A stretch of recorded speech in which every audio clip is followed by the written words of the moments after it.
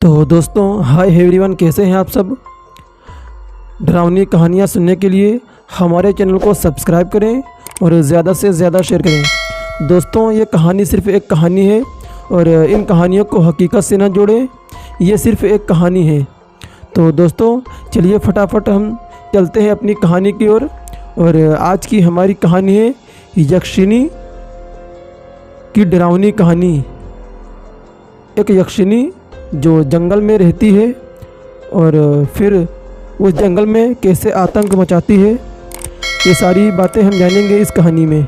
तो फटाफट अपने हेडफोन लगा लें और कहानी शुरू होती है यहाँ से। आकाश और अभिषेक एक दूसरे के पक्के बेस्ट फ्रेंड थे। वो दोनों एक ही कॉलेज में पढ़ते और उनका नाम उनके कॉलेज में तो क्या, अगल बगल के जितने भी कॉलेज थे सब में बदनाम था, क्योंकि वो दोनों एक नंबर के बदमाश थे। उन दोनों के पापा एक बहुत ही बड़े बिजनेसमैन थे, इसलिए उनके पास पैसों की कोई कमी नहीं थी। जिस कांड को करने के बारे में सोचकर ही किसी आम स्टूडेंट की हालत ख़राब हो जाती, उन कांडों को करना उन दोनों के लिए बहुत ही आम बात थी। और उन दोनों के पास बहुत ही ज़्यादा पैसा था, इसलिए वो हर किसी का पैसे से मुंह बंद कर देते थे। और इसी कारण की वजह से वो दिन पर दिन बिगड़ते जा रहे थे। और एक रात की बात है, वो दोनों एक दूसरे के साथ बैठकर बातचीत कर रहे थे। तभी उनके सामने से एक सुपर बाइक निकली। उस सुपर बाइक की आवाज़ सुनकर अभिषेक ने कहा, अरे वाह यार, क्या बाइक है, इसकी आवाज़ तो बहुत अच्छी है और चलाने में बहुत मज़ा आएगा इस बाइक को। अरे यार, वैसे तुमने ध्यान दिया कौन सी बाइक है। और उसके बाद अभिषेक ने कहा, यार मेरे ख्याल से कोई कंपनी मुझे याद नहीं, लेकिन आवाज़ से लग रहा है कि कोई बहुत ही अच्छी बाइक है जो नई मार्केट में एजेंसी में आई हुई है। और फिर वो दोनों एक दूसरे की तरफ देखने लगे और उनके चेहरे पर मुस्कुराहट आ गई। अभिषेक ने कहा, क्या भाई, क्या सोच रहा है। और आकाश ने फिर जवाब दिया, वही यार जो तू सोच रहा है। और उसके बाद वो दोनों हंसने लगे। कुछ दिनों बाद वो दोनों बाइक के शोरूम में पहुँचे और वहाँ पर उन्होंने अपने अपने लिए सुपर बाइक पसंद कर ली। लाखों रुपए की बाइक उन्होंने चंद मिनटों में ख़रीद ली। उनके पास क्या था, उन्होंने एक बाइक पर बैठकर पूरे शहर में जैसे कोहराम सा मचा दिया। और फिर रोज़ रात को वो दोनों रेस करने के लिए निकल पड़ते थे। जब भी रात के 11 या 12 बजते तब वो अपने घर से निकलते और अपनी सुपर बाइक पर रेस करते। ऐसे एक रात वो दोनों रेस करते करते शहर के पास सबसे सुनसान जंगल में पहुंच गए। वहाँ दोनों आसपास में ही रेस कर रहे थे और रेस जीतने के चक्कर में वो दोनों ये भूल गए कि वो जो बाइक है वो जितनी स्पीड में जाती है उतना ही एक्सीडेंट होने का ख़तरे का भी चांस है। और फिर दोनों जीत के लालच में भूल गए ही न कि आकाश ने स्पीड पर इतना ध्यान दिया, ना ही अभिषेक ने ध्यान दिया। उस सुनसान जंगल में जाकर रास्ता ऊबड़ खाबड़ होने की वजह से दोनों की जो बाइक थी वो डिसबैलेंस हो गई और दोनों की बाइक एक पेड़ से जा टकराई। बाइक के टकराते ही वो दोनों कई फुट दूर गिरे और उनके बाद उन्होंने अपना सर पकड़ा और वो उठे तो उन्होंने देखा कि उनकी बाइक पे आग लग गई थी और वो दोनों उस बाइक से दूर भागे। देखते ही देखते दोनों बाइक ब्लास्ट हो गई और वहाँ पर आग लग गई। अभिषेक बहुत ही ज़्यादा घायल हो गया था। वो तो हेलमेट ने उन दोनों की जान बचा ली थी। अगर हेलमेट ना होता तो उनका जो सर था उसके टुकड़े टुकड़े होना पक्का तय था। और फिर घायल होने के बाद भी उन्होंने एक दूसरे को संभाला। और उसके बाद किस्मत से वो जो बाइक की आग थी वो ज़्यादा जंगल में पेड़ों में नहीं फैली और वहीं पर ख़त्म हो गई। और यह देखने के बाद वो दोनों आसपास में बातें करने लगे। अरे तेरा फ़ोन कहाँ है? मुझे तो लग गई यार, मैंने सोचा नहीं था कि बाइक डिसबैलेंस हो जाएगी। मैंने ध्यान नहीं दिया कि ये जंगल और यहाँ के रास्ते इतने अच्छे नहीं होते हैं कि हम इतनी स्पीड में बाइक चला पाएंगे। मेरे ख्याल से मेरी पसली पर लगी है। और उसके बाद आकाश ने कहा, अरे यार, तेरे से ज़्यादा मेरी हालत ख़राब है। मुझे भी काफ़ी चोट आई है। मेरे मुंह से तो ब्लड भी निकल रहा है। मेरे फ़ोन की तो ऐसी की ऐसी हो गई, पता ही नहीं चल रहा है कि ये फ़ोन है या क्या है। कबाड़ बन चुका है। अब यहाँ किससे मदद मांगे? उन दोनों को समझ आ गया था कि वो दोनों एक बहुत ही बड़ी मुसीबत में फंस चुके थे। और फिर उनके दोनों मोबाइल ख़राब हो चुके थे और उनकी बाइक्स जो थी वो ब्लास्ट हो चुकी थी और किसी काम की नहीं बची थी। वो एक ही सुनसान जंगल में थे जहाँ पर दूर दूर तक मदद का कोई नामो निशान नहीं था। उन दोनों को काफ़ी चोटें लगी थी, इसलिए वो दोनों दर्द से कराते हुए बेहोश हो गए। और फिर थोड़ी देर बाद अभिषेक की आंख खुली तो उसे बहुत ज़्यादा दर्द हो रहा था। उसकी आंखें खुली तो उसने आसपास देखा कि वो एक छोटे मोटे घर में है। उस घर की हालत काफ़ी ख़राब थी, लेकिन घर ठीक ठाक और उसकी हालत काफ़ी ख़राब थी लेकिन घर ठीक ठाक था। उसने अपने शरीर को देखा तो शरीर पर कई जगह पट्टियाँ बंधी हुई थी। उसकी काफ़ी जगह चोट आई थी, पैर में, पसली में और ना जाने कहाँ कहाँ। और उसके बाद उसने आसपास देखा तो उसे अभिषेक भी नज़र आ गया। अभिषेक को भी काफ़ी चोट आई थी और उसके शरीर पर भी काफ़ी जगह पट्टियाँ लगी हुई थी। आकाश ने मुंह खोलकर अभिषेक को उठाने की कोशिश करी। आकाश ने कहा, अरे अभिषेक, अबे अभिषेक, उठ! अरे यार उठ ना, उठ अभिषेक! अरे यार होश में आ। और फिर अभिषेक ने कोई जवाब नहीं दिया और आकाश जो था वो बार बार अभिषेक को उठाने की कोशिश कर रहा था। तभी वहाँ पर किसी के आने की आवाज़ सुनाई दी। ऐसा लग रहा था मानो जैसे कोई लड़की पायल पहनकर वहाँ पर आ रही हो। तभी उस कमरे का जो दरवाज़ा था वो खुला और वहाँ पर एक लड़की आई। उस लड़की के हाथ में कुछ दवाइयाँ थी और उन दवाइयों को देखकर आकाश ने कहा, अरे तुम कौन हो और हम यहाँ क्या कर रहे हैं? आकाश बहुत ही ज़्यादा कमज़ोर था, इसलिए उसकी नज़रें जो थी वो धुंधली धुंधली हो रही थी और उसे इतना समझ आ रहा था कि ये जो कोई भी है वो एक लड़की है। उससे ज़्यादा उसे कुछ समझ नहीं आ रहा था।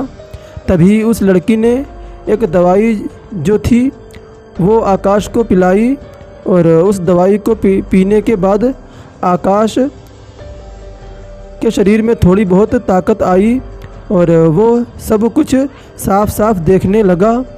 और जैसे ही उसने उस लड़की को देखा, उस लड़की की खूबसूरती को देखकर आकाश जो था वो एकदम देखता ही रह गया।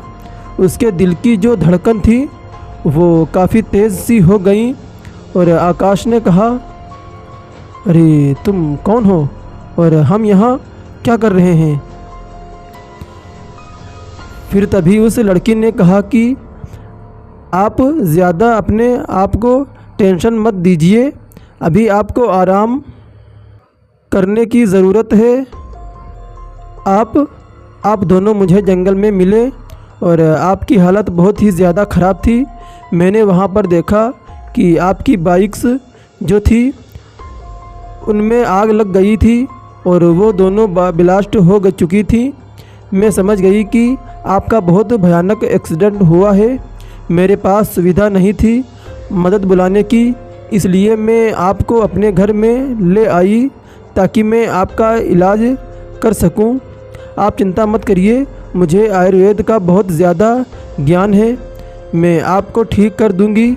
जब यह बात आकाश ने सुनी तब उसके चेहरे पर मुस्कुराहट सी आ गई, क्योंकि वो मन ही मन उस लड़की को पसंद करने लगा था। उस लड़की की खूबसूरती ही ऐसी थी जिसे देखकर कोई अपना दिल हार जाए। तभी अभिषेक के शरीर में भी हलचल होने लगी, उसकी उंगलियां भी हिलने लगी, वो भी दर्द से कर्राता हुआ उठा। अभिषेक ने कहा, अरे अरे अरे यार, सर बड़ा दुख रहा है। आकाश आकाश, अरे यार कहाँ है तू? आकाश कहाँ है तू? और फिर उसके बाद आकाश ने जवाब दिया, अरे यार यहीं पर हूँ भाई, यहीं पर हूँ।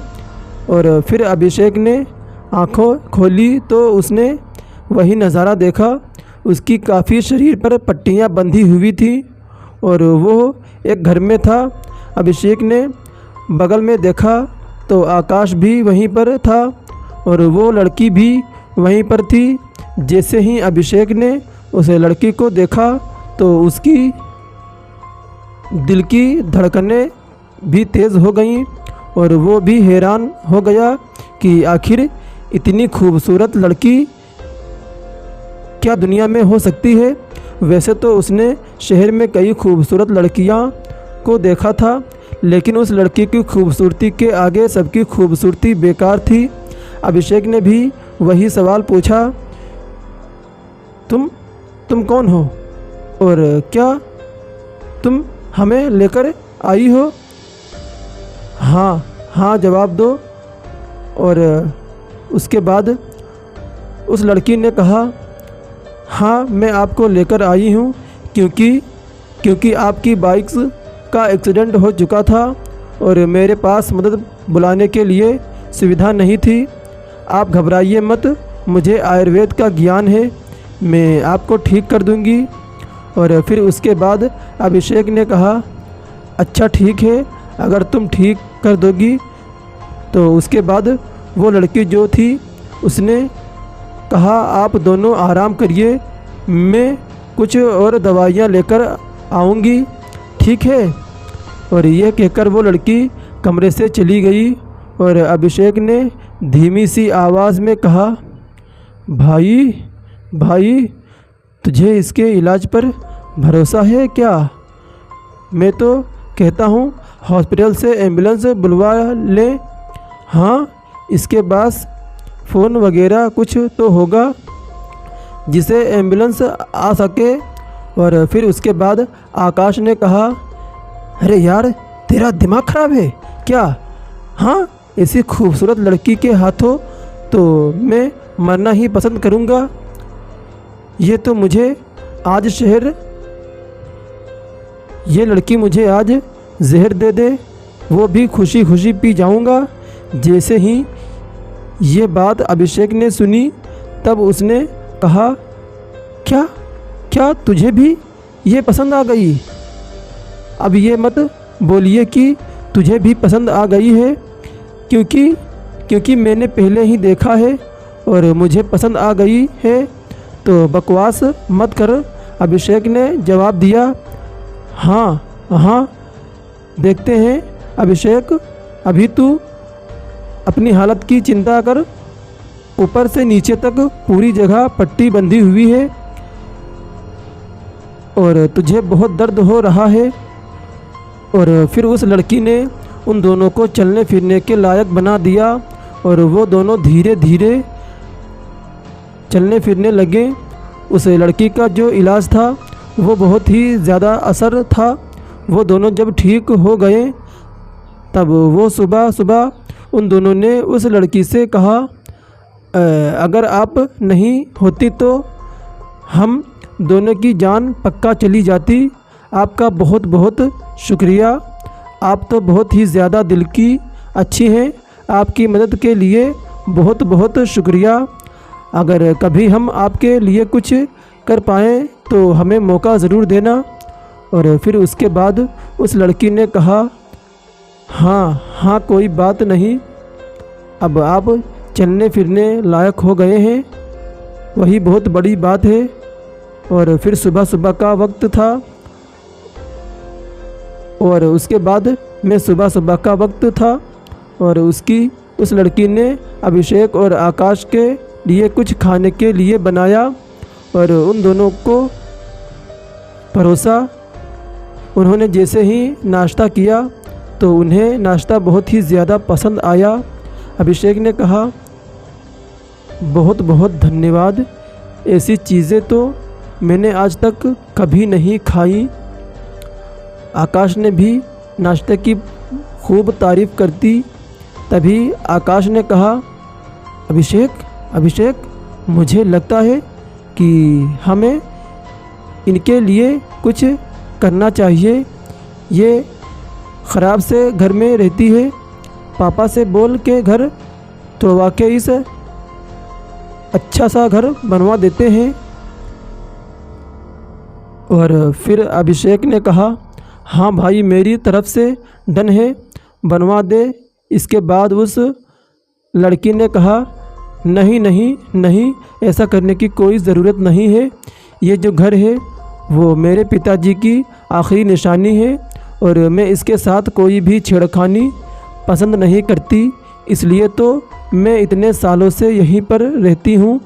मेरे पिताजी एक शिकारी थे और वो यहीं पर रहकर शिकार किया करते थे। उनके जाने के बाद ये घर ही उनकी निशानी है और मैं इस घर को छोड़कर कहीं जाना नहीं चाहती और ना ही इस घर को बदलना चाहती हूँ मैं। उसके बाद अभिषेक और आकाश ने कहा, अगर ऐसी बात है फिर तो ये ठीक है, हम आपके घर को कुछ नहीं करेंगे, लेकिन अगर फिर भी कोई और मदद आपको हमारे से कुछ भी चाहिए हो, पैसे कुछ भी।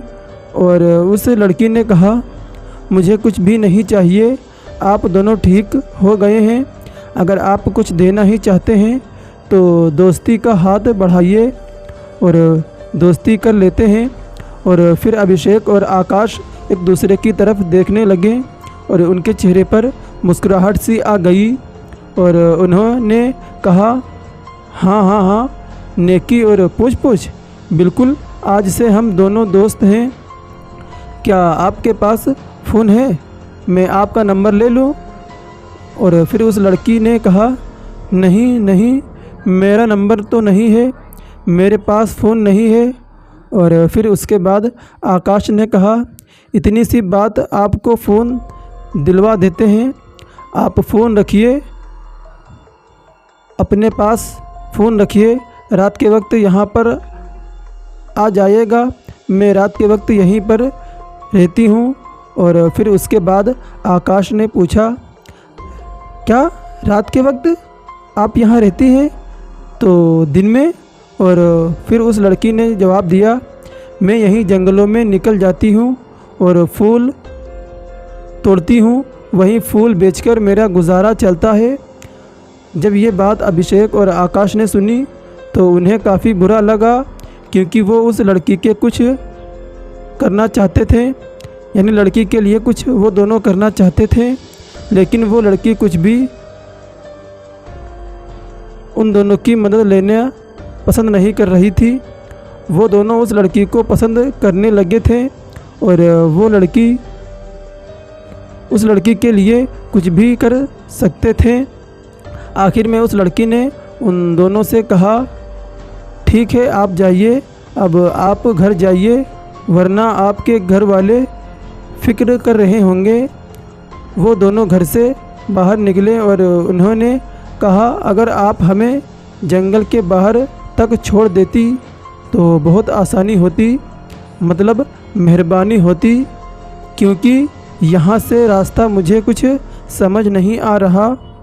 और फिर उस लड़की ने कहा, नहीं, मैं अपना घर छोड़कर नहीं जा सकती, ऐसे आप प्लीज़ यहाँ से सीधा जाइएगा ना, आप यहाँ से सीधा बस जाइए, आप मेन रोड पर पहुँच जाएंगे, वहाँ से आपको सवारी मिल जाएगी, या तो आप थोड़ा सा पैदल चलेंगे तकरीबन 8 से 10 किलोमीटर तो आपको जंगल से बाहर निकल जाएंगे। जैसे ही ये बात आकाश और अभिषेक ने सुनी तब उनका मुंह खुला का खुला रह गया और उन्होंने कहा, क्या 8 से 10 किलोमीटर?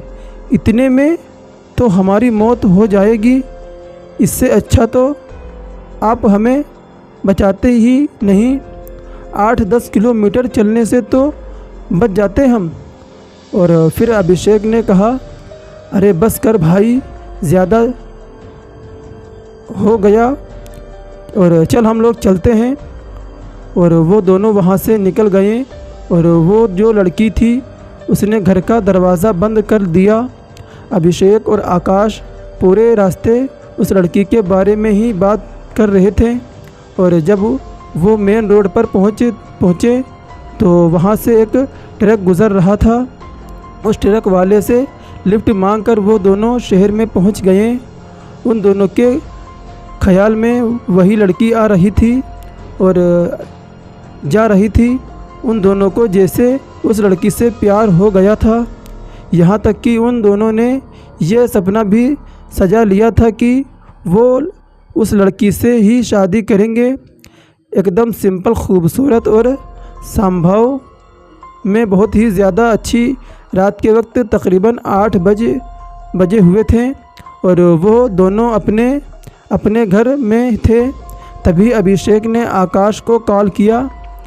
आकाश ने कॉल उठाया तो सामने से अभिषेक ने कहा, अरे भाई, एक काम करें, वापस उस लड़की के पास चले। और फिर उसने कहा था कि वो रात को वहाँ मिलेगी, एक बार चलते हैं, मेरा बहुत मन कर रहा है उस लड़की से मिलने का। और फिर उसके बाद अभिषेक ने कहा, हाँ भाई, ज़रूर चलते हैं, मेरा भी बहुत मन कर रहा है, और इस बार कार लेकर चलेंगे और थोड़ा स्पीड कम, क्योंकि अब मुझे ओवर स्पीड से बहुत डर लगने लगा है। और फिर उसके बाद आकाश और अभिषेक दोनों हंसने लगे और वो एक कार लेकर जंगल के बाहर पहुँचे। जंगल के अंदर कार नहीं जा सकती थी और फिर इसलिए आगे का रास्ता उन्होंने पैदल तय किया। जब वो काफ़ी जंगल के अंदर घुस गए तब उन्हें वही घर नज़र आया और उन दोनों की रफ्तार जो थी वो काफ़ी ज़्यादा हो गई। जैसे ही वो घर के बाहर पहुँचे और उन्होंने दरवाज़ा खटखटाया तभी एकदम से अंदर से आवाज़ आई, कौन? और फिर उसके बाद आकाश और अभिषेक ने कहा, हम हैं और आपसे मिलने के लिए आए हैं। और फिर उसके बाद उस लड़की ने दरवाज़ा खोला और उसने कहा, अरे आप दोनों आ गए, मुझे तो लगा था जैसे आप मुझे भूल ही जाएंगे। और फिर आकाश और अभिषेक ने कहा, आपको तो अब हम कभी नहीं भूल सकते, आप हमारे दिल में बस गई हैं। जब ये बात उस लड़की ने सुनी तब वो हंसने लगी और उसने कहा, चलिए अंदर बैठ जाइए, मैं आपको अच्छी चाय पिलाती हूँ। और वो दोनों अंदर बैठ गए और फिर उस लड़की ने उन दोनों के लिए चाय बनाई। चाय पीते पीते आकाश की जो नज़र थी वो घर के कुछ सामानों पर गई। उसने देखा कि ढेर सारे फल और फूल और एक लाल किताब वहीं टेबल पर रखी हुई थी। और उसने लाल किताब और बाकी के सामान को देखकर आकाश ने पूछा, तुम मुझे एक बात बताओ, ये सारा जो सामान है वो क्यों है तुम्हारे पास? मतलब ये फल फूल का तो समझ आता है, लेकिन ये किताब किस चीज़ की है? और फिर उसके बाद उस लड़की ने बताया, बस मैं क्या बताऊं, ये मेरी पुश्तैनी किताब है। सबसे पहले मेरे पिता के पास थी और अब मेरे पास है, और ये कई पीढ़ियों से चलती हुई आ रही है। मैं जहाँ से बिलोंग करती हूँ वहाँ इस किताब का बहुत ही ज़्यादा महत्व है। इस किताब में पूजा की विधि लिखी हुई है और हर साल मैं इस किताब को निकालती हूँ और इसमें जो विधि लिखी गई है उस विधि को द्वारा मैं पूजा करती हूँ। और फिर उसके बाद अभिषेक ने पूछा, अच्छा तो कब है ये पूजा? और फिर उस लड़की ने जवाब दिया, ज़्यादा दिन नहीं रह गए, तकरीबन 5 दिन हैं। 5 दिन के बाद ये पूजा है और हाँ, आप दोनों को इस पूजा में ज़रूर आना है, क्योंकि मेरा कोई दोस्त नहीं है और इस जंगल में मैं अकेली रहती हूँ और दिन भर ऐसे ही काम करने में निकल जाता है, और अगर आप दोनों आएंगे तो मुझे बहुत अच्छा लगेगा। आकाश और अभिषेक दोनों मुस्कुराने लगे। अभिषेक ने कहा, मैं तो ज़रूर आऊँगा यार, इसके बाद पता नहीं। और फिर आकाश ने कहा, अच्छा ऐसा क्यों? मैं भी आऊँगा, ज़रूर आऊँगा, मैं भी तो दोस्त हूँ। और वो दोनों हंसने लगे और साथ ही साथ वो लड़की भी हंसने लगी। उस लड़की ने कहा, आप दोनों बहुत ही अच्छे हैं, वरना आजकल के लोग एक बार अगर मतलब निकल जाए तो वापस नहीं आते, लेकिन आप लोग देखो मिलने के लिए आए हैं। और फिर इसके बाद आकाश ने कहा, अब आप हैं ही इतनी अच्छी, आपसे मिलने बगैर रहा ही नहीं जाता। और अभिषेक ने भी इस बात पर हाँ में सर हिलाया। बातें करते करते काफ़ी रात हो गई और उसके बाद उस लड़की ने कहा, आप अपने घर पर एक बार बता दीजिए ना कि आप यहाँ पर हैं, और फिर रात बहुत ज़्यादा हो गई है, अब आप इतनी रात को जंगल से बाहर निकल पाएंगे? उसके बाद आकाश ने जवाब दिया, हाँ, मैं अपने घर पर कॉल कर देता हूँ। और अभिषेक, तू अपने घर पर कॉल कर दे, ऐसे कुछ बहाना लगा दे, ठीक है? उसके बाद अभिषेक ने हाँ में सर हिलाया और उन दोनों ने अपने घर पर कॉल किया और बहाने से बता दिया। और बहाने लगाने के बाद उन्होंने फ़ोन रखा और उस लड़की ने कहा, तो आज रात क्या खाएंगे आप दोनों? देखिए, मेरी इस छोटी सी से घर में ज़्यादा कुछ नहीं है बढ़िया बनाने के लिए। और अभिषेक ने कहा, आप जो बना दीजिए, अब आपके घर में मेहमान हैं हम, अब आप अच्छा ही खिलाएंगी कुछ। उसके बाद उस लड़की ने कहा, हाँ, वो खाना बनाने के लिए लड़की चली गई और आकाश और अभिषेक दोनों एक दूसरे की तरफ देख रहे थे और उनके अंदर पहली बार एक दूसरे के लिए गुस्सा नज़र आ रहा था, क्योंकि वो दोनों ही उस लड़की से प्यार करने लगे थे। आकाश को ये लग रहा था कि अभिषेक बुरा है क्योंकि वो आकाश और उस लड़की के बीच आ रहा है, वहीं दूसरी तरफ अभिषेक को लग रहा था कि आकाश बुरा है क्योंकि वो सेम हाल दोनों का था। दोनों एक दूसरे के लिए काफ़ी ज़्यादा नफ़रत रखने लगे थे। उन दोनों को काफ़ी चिढ़ मचने लगी थी एक दूसरे से। धीरे धीरे ये जो नफ़रत थी वो नफ़रत बढ़ने लगी। पहले तो ये नफ़रत नज़र नहीं आती थी, लेकिन बीते कुछ दिनों में ये जो नफ़रत थी वो बढ़ने लगी थी। उन दोनों ने एक दूसरे से बात करना कम कर दिया और एक दूसरे के साथ घूमना फिरना कम कर दिया। और तकरीबन 5 दिन के बाद वो दोनों एक साथ फिर से उस लड़की के घर पहुँचे, क्योंकि उस लड़की के घर में पूजा थी। वो दोनों घर पर उस पूजा को अटेंड करने के लिए ही आए थे, लेकिन अंदर अंदर उन्हें पूजा से कोई मतलब नहीं था। उन्हें बस उस लड़की से मिलना था और बातचीत करनी थी। जैसे ही आकाश और अभिषेक दोनों घर के अंदर पहुँचे तो वहाँ पर काफ़ी सारा मतलब पूजा का सामान रखा हुआ था। और अभिषेक ने कहा, अरे वाह, अरे वाह, पूजा तो काफ़ी अच्छी होने वाली है लग रहा है। और उस लड़की ने कहा, हाँ बस आपका ही इंतज़ार था, आप जो हैं बैठ जाइए, मैं आपके लिए कुछ खाने के लिए लेकर आती हूँ। और फिर अभिषेक ने कहा, नहीं नहीं, आप इतना परेशान मत होइए, क्योंकि पूजा का इतना सारा सामान देकर मैं समझ गया कि आप सुबह से परेशान हो रही हैं। और आकाश ने कहा, बिल्कुल बिल्कुल, अभिषेक बिल्कुल ठीक कह रहा है। वो दोनों वही पूजा में बैठ गए। आकाश और अभिषेक दोनों बैठे हुए थे और इंतज़ार कर रहे थे कि कब पूजा स्टार्ट हो। और वो जो लड़की थी वो अपना बाकी का जो काम था उसे निपटाने का काम कर रही थी।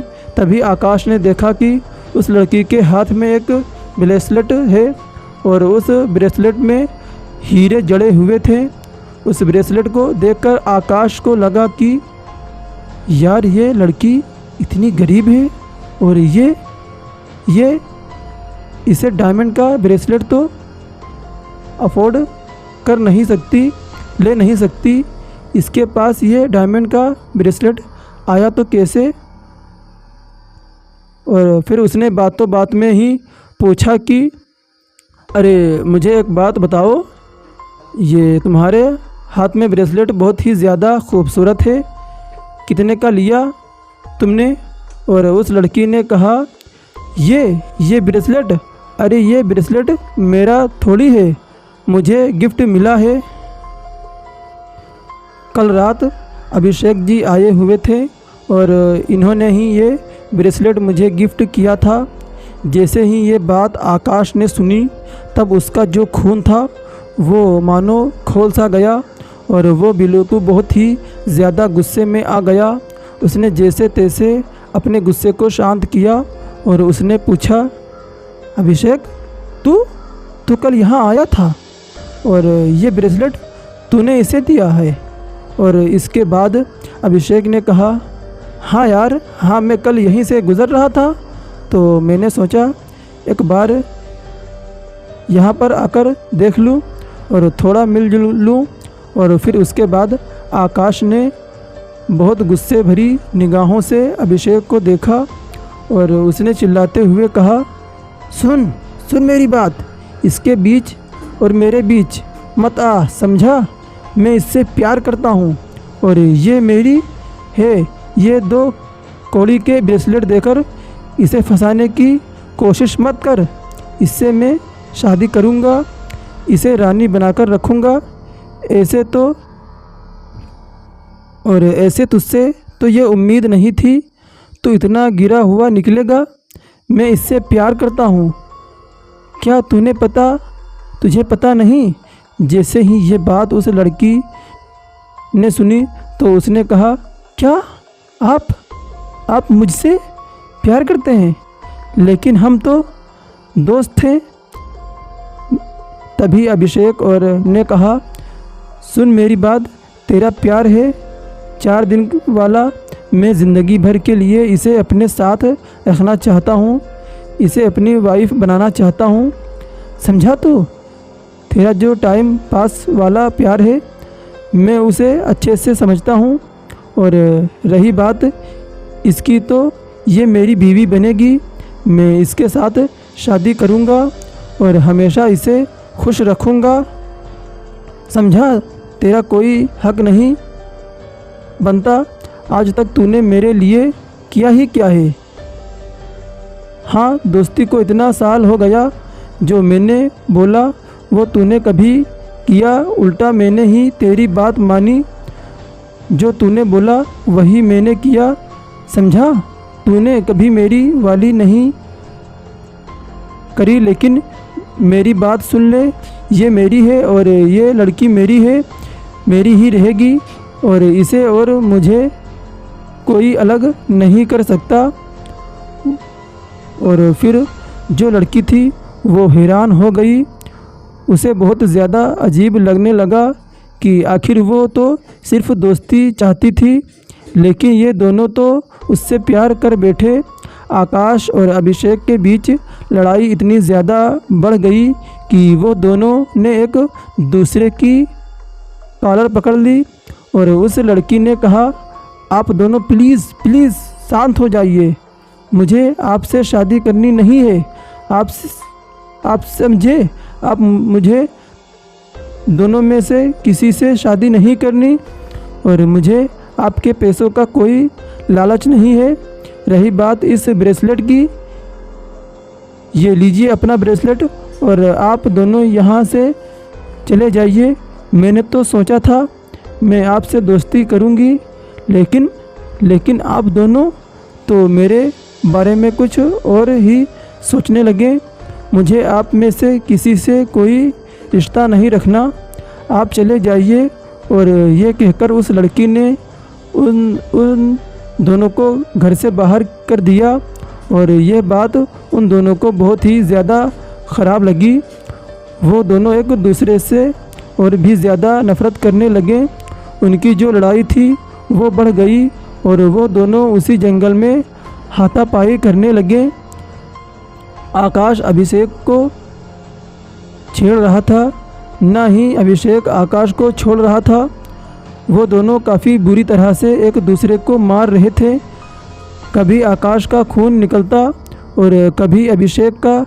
तभी हाथापाई में आकाश के हाथों में एक बड़ा सा पत्थर आ गया और वो जो पत्थर था उसने अभिषेक के सर पर दे मारा और उस पत्थर के लगते ही अभिषेक के सर से एकदम खून बहने लगा और वो वहीं पर मर गया। उसके खून से वो जो पूरी ज़मीन थी वो एकदम से लाल हो गई।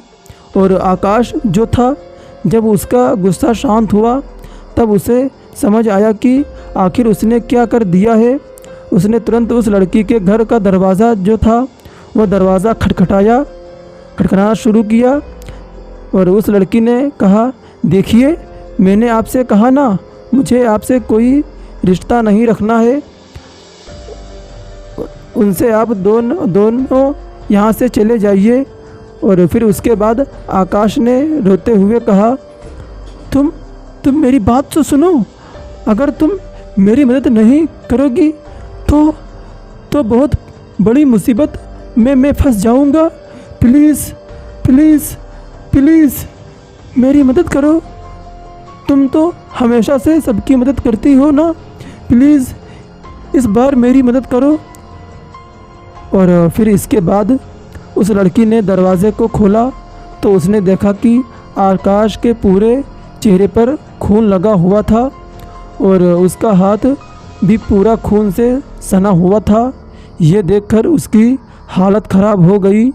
उस लड़की ने आकाश को कहा, ये आपने क्या किया?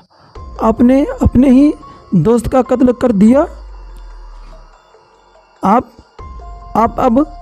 यहाँ से चले जाइए, आपके चक्कर में मैं भी फंस जाऊँगी, आप यहाँ से चले जाइए। और फिर उसके बाद आकाश ने कहा, देखो मैंने जो कुछ भी किया वो मैंने गुस्से में आकर किया, अब मेरी मदद करो। तुम कह रही थी ना कि तुम दोस्ती करना चाहती हो, तो मैं तुम्हारा दोस्त ही हूँ, कम से कम मेरी मदद करो। जो कुछ हो गया उसे मैं बदल नहीं सकता, प्लीज़ मेरी मदद करो, प्लीज़। और फिर उसके बाद उस लड़की ने कहा, ठीक है, लेकिन आपको ऐसा करना नहीं चाहिए था, ये तो बहुत बड़ी मुसीबत हो गई। गलती मेरी ही है। मुझे आपकी लाइफ में आना ही नहीं चाहिए था। अगर मैं आपकी लाइफ में ना आती तो आपके बीच लड़ाई नहीं होती और आज नहीं होता। और फिर आकाश ने उस लड़की को कस के पकड़ लिया और आकाश ने कहा, तुम अपने ऊपर अपने आप को गुनहगार मत समझो। तुम किसी बात की कोई परवाह मत करो। तुम बस मेरी मदद करो और फिर आकाश की लाश को ठिकाने लगा दो। और हाँ, किसी को पता नहीं है कि मैं यहाँ पर हूँ और कोई ये भी नहीं जानता कि अभिषेक मेरे साथ मैंने घर पर अलग बहाना बनाया और अभिषेक ने घर पर अलग बहाना बनाया है तो उसके घर वाले यही सोचेंगे कि वो कहीं छुट्टियां बिताने के लिए गया हुआ है। तो किसी को कोई फ़र्क नहीं पड़ेगा, कोई शक नहीं होगा और इन्वेस्टिगेशन होगी तो पुलिस वाले अलग अलग से पूछताछ करेंगे। हाँ, आकाश बहुत ही ज़्यादा घबराया हुआ था। वो बस ऐसे ही अड़बड़ कुछ भी बोल रहा था और उस लड़की को कुछ भी समझ नहीं आ रहा था कि आखिर आकाश बोल क्या रहा है। लेकिन उस लड़की को इतना तो पता था कि वो बहुत ही बड़ी मुसीबत में फंसने वाली है। उस लड़की ने आकाश से कहा, पहले तो तुम मेरी कमर छोड़ो। एक तो तुमने मेरी कमर पकड़ ली, छोड़ो। और फिर उसके बाद आकाश ने कमर को छोड़ा और उस लड़की ने कहा, सबसे पहले तो लाश को ठिकाने लगाना पड़ेगा वरना कुछ ना कुछ होगा ही। और फिर उसके बाद आकाश ने कहा, ठीक है, हम दोनों मिलकर लाश को ठिकाने लगा देते हैं। और उस लड़की ने कहा, चलो ठीक है, तुम एक काम करो, इस लाश को खाई में फेंक दो। यहाँ से थोड़ी दूरी एक खाई है, तुम यहाँ से घसीटते हुए लाश को ले चलो और फेंक दो खाई में। बाकी ये जो खून है ये सारा मैं साफ खून कर देती हूँ और पता नहीं चलेगा कि यहाँ खून गिरा है। ठीक है, किसी को कोई शक नहीं होगा। और आकाश ने उस लड़की को कस के पकड़ लिया और उस लड़की ने कहा, तुम बार बार मुझे पकड़ क्यों लेते हो? हाँ। और आकाश ने कहा, तुम मेरा इतना साथ दे रही हो, I love you so much. मैं ज़िंदगी भर तुम्हारे साथ रहूँगा, कभी भी तुम्हें कोई प्रॉब्लम नहीं होने दूँगा। बस एक बार ये मुसीबत सर से टल जाए। और फिर उस लड़की ने कहा, हाँ ठीक है, अब जल्दी से इस लाश को ठिकाने लगाओ। और फिर आकाश अपने ही दोस्त अभिषेक की लाश को लेकर पास वाले खाई में गया और उसने उस खाई में अभिषेक की लाश को फेंक दिया और वो घर पर वापस आ गया। तब तक उसने देखा कि उस लड़की ने खून को अच्छी तरह से साफ़ कर दिया और पता भी नहीं चल रहा था कि उस ज़मीन पर खून गिरा है। और सारे सबूतों को मिटाने के बाद आकाश और वो लड़की दोनों उस घर में चले गए। और उसके बाद आकाश ने कहा, सारे सबूत मिटा दिए हैं, अब किसी को कुछ पता नहीं चलेगा ना? और उस लड़की ने कहा, पता तो नहीं चलेगा, लेकिन अभी भी मुझे यकीन नहीं हो रहा है कि तुमने ये सब कर दिया। क्या ज़रूरत थी ये सब करने की? और फिर आकाश ने कहा, तुम्हारा दिमाग ख़राब है क्या? मैंने जो कुछ भी किया तुम्हारे लिए ही तो किया है, समझी? मैं तुमसे प्यार करने लगा हूँ और मैं तुमसे बहुत बहुत प्यार करने लगा हूँ। तुम्हें पता भी नहीं कितना ज़्यादा प्यार, समझी?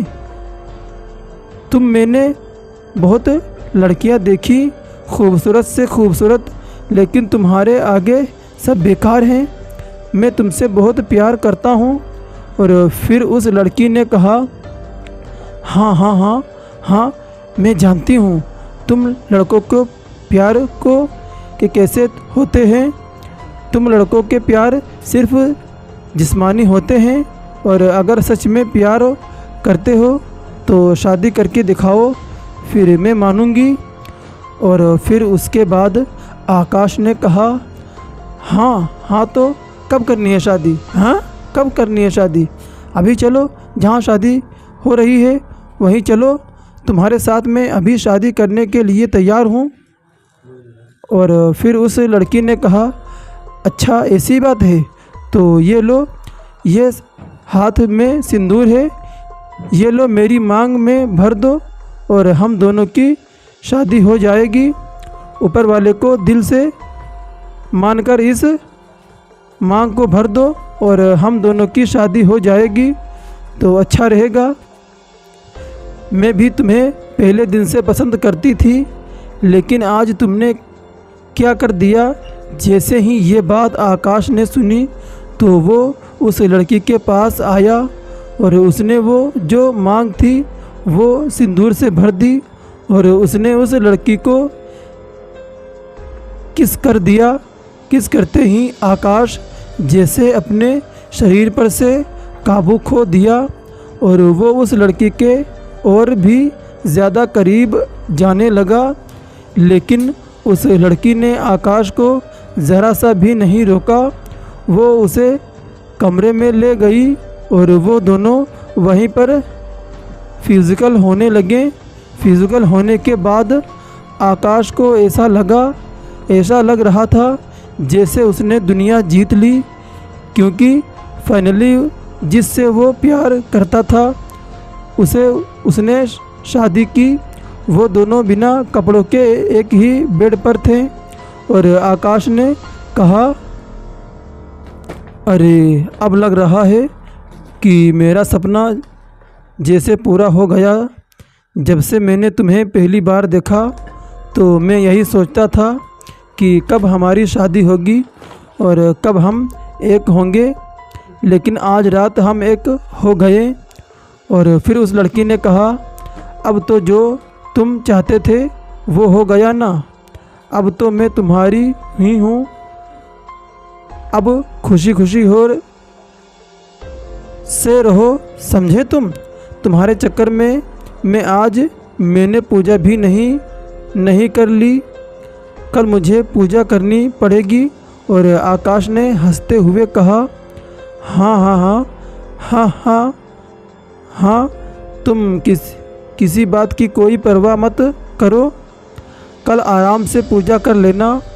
और फिर उसके बाद वो दोनों रात भर फिजिकल होते रहे और दिन भर भी वो सिर्फ फिजिकल ही हो गए, कमरे से बाहर निकले ही नहीं।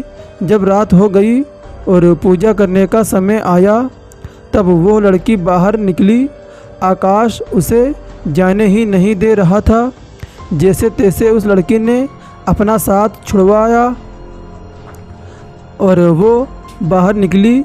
उसने फिर से पूजा की तैयारी शुरू की और उसने सारी तैयारियां करने के बाद आकाश से कहा, सुनो जी, अब तुम भी तैयार हो जाओ, तुम भी पूजा में साथ बैठो। और आकाश ने कहा, क्या कहा तुमने? सुनो जी, बहुत अच्छा लगा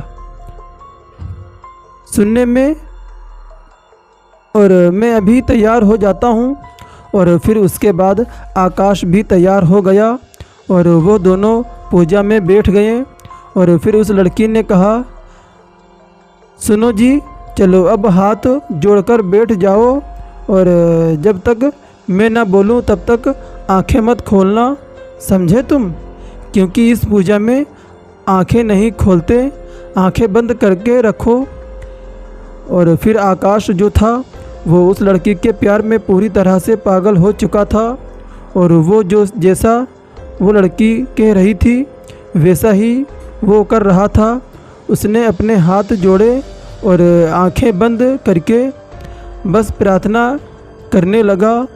आंखें बंद किए हुए तकरीबन 10 मिनट ऐसे ही बीत गए और आकाश ने कहा, क्या मैं आंखें खोलूं? आंखें मैं खोल सकता हूं? और फिर उस लड़की ने कहा, बिल्कुल भी नहीं, अभी आंखें मत खोलना, अभी बस मैं बोलने ही वाली हूँ आंखें खोलने के लिए, और जैसे ही मैं बोलूँ वैसे ही आंखें खोलना। और फिर उसके बाद आकाश ने कहा, ठीक है। आकाश ने अपनी आंखें बंद रखी और उसके बाद उस लड़की ने कहा, चलो अब अपनी आंखें खोलो। और जैसे ही लड़की ने ये बात बोली तब आकाश ने अपनी आंखें खोली, लेकिन आंखें खोलते ही उसकी आंखों के सामने जो नज़ारा था वो बहुत ही ज़्यादा भयानक नज़ारा था और डरावना था। उस नज़ारे को देखने के बाद आकाश जैसे एक पत्थर का बुत बन गया और उसने देखा कि अभिषेक की कटे हुए लाश के टुकड़े उसके सामने पड़े हुए थे और अभिषेक का जो कटा हुआ सर था उसके ऊपर मोमबत्ती रखी हुई थी और वो मोमबत्ती जल ही रही थी। और वो दोनों किसी घर में नहीं थे कि एक सुनसान जंगल के कोने में थे। ये सब देखने के बाद आकाश ने अपने शरीर से पूरा कंट्रोल जो था वो खो दिया और वो कुछ भी कर नहीं पा रहा था, ना ही अपने हाथ फैला पा रहा था और ना ही पैर। बस वो बुत बनकर अपने दोस्त अभिषेक की लाश को देख रहा था। अपनी दोस्त की लाश के कटे हुए टुकड़े को देखकर उसके दिमाग पर क्या बीत रही होती है कोई आम इंसान समझ नहीं सकता। जैसे तैसे पूरी ताकत लगाकर जैसे ही उसने पीछे मुड़कर देखने की कोशिश करी तो उसने देखा कि उसने जिससे शादी करी है, जिससे उतना प्यार किया है और जिसके साथ उसने इतने टाइम तक शारीरिक संबंध बनाया है, वो लड़की कोई खूबसूरत लड़की नहीं बल्कि वो एक चुड़ैल यक्षिणी थी जो दिखने में बहुत ही ज़्यादा भयानक थी। और जैसे ही आकाश ने उस चुड़ैल को देखा तो उस चुड़ैल ने एक बड़े से चाकू से सीधा आकाश की आंख पर वार किया और उस चाकू के आंख के आर पार कर दिया। आकाश को पता भी नहीं चला और उसकी मौत हो गई। उसके कुछ देर बाद ही उस चुड़ैल ने कुछ मंत्र पढ़े और उस चाकू को वापस निकाला और चाकू निकालने के बाद उसने आकाश का सर भी काट डाला और सर काट कर अलग कर दिया और उसने दोनों लाशों के शरीर के सारे खून को निचोड़ कर पी लिया।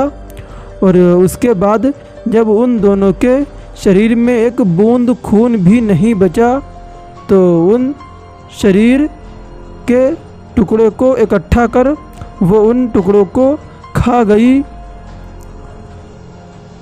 और फिर उसके बाद उस औरत ने बोला, बेचारे बेवकूफ़, जिस्म की आग इतने क्या करवा देती है।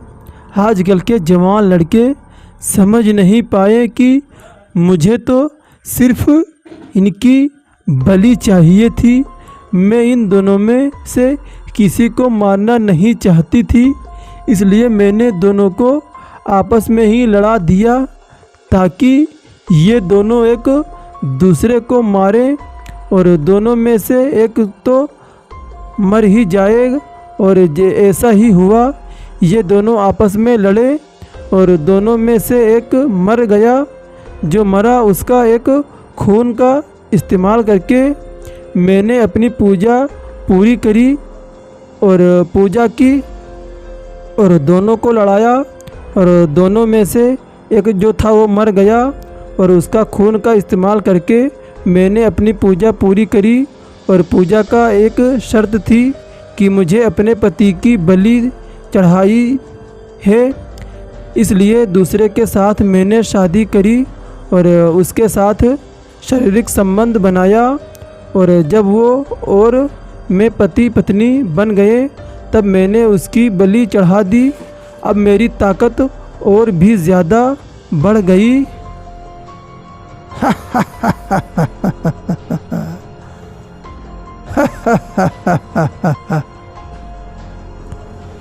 तो दोस्तों, कहते हैं कि आज भी वो यक्षिणी उसी जंगल में रहती है और अपनी ताकत को बढ़ाने की भूख में वो इतनी ज़्यादा अंधी हो चुकी है कि वो अगले शिकार का इंतज़ार कर रही है। तो आप मुझे बताइए, क्या आप उस जंगल में जाना चाहेंगे और उस यक्षिणी के साथ कुछ कीमती समय बिताना चाहेंगे? तो दोस्तों, आज की कहानी बस इतना ही। और दोस्तों, आपको कमेंट करके ज़रूर बताना है कि यक्षिणी की डरावनी कहानी आपको कैसी लगी। प्लीज़ हमें कमेंट करके ज़रूर बताएं। और इसी तरह की डरावनी कहानियाँ सुनने के लिए हमारे चैनल को सब्सक्राइब करें और बेल आइकन को भी दबाइए, ताकि हमारी जो भी नई वीडियो अपलोड हो सबसे पहले आप तक नोटिफिकेशन पहुंच सके। फिर आपसे मुलाकात होगी दूसरी वीडियो में। तब तक के लिए गुड नाइट।